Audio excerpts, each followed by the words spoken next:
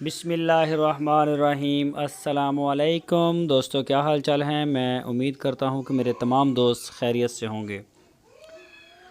दोस्तों, शाह मोहम्मद आपके लिए गाय लेके आए हैं। तीसरा सुबह इसने डिलीवर किया है। ताज़ा सुई है, अभी इसे थोड़ी देर हुई है। तीसरा सुबह इसने डिलीवर किया है।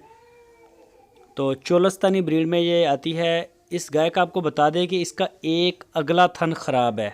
3 थन इसके काम करते हैं, एक अगला थन इसका ख़राब है। चोलस्तानी ब्रीड, पीछे बच्चा भी पीछे बछड़ी है पीछे इसके, वो भी चोलस्तानी है। और 3 थनों के साथ पिछले सूबे का मिल्क रिकॉर्ड इसका था 14 लीटर 2 टाइम का। दूध देने में बड़ी अच्छी है, बिल्कुल असील है, शरीफ। और मिल्क रिकॉर्ड भी बड़ा ज़बरदस्त आया है 3 थनों के साथ। 14 लीटर इसका दूध बताया है पिछले सूबे का। पीछे बछड़ी और एक थन ख़राब। इसकी जो डिमांड की है शाह मोहम्मद ने, वो की है 1,40,000 रुपये। हवाना आप चेक कर सकते हैं, माशाल्लाह बड़ा प्यारा है, थन भी बड़े प्यारे हैं।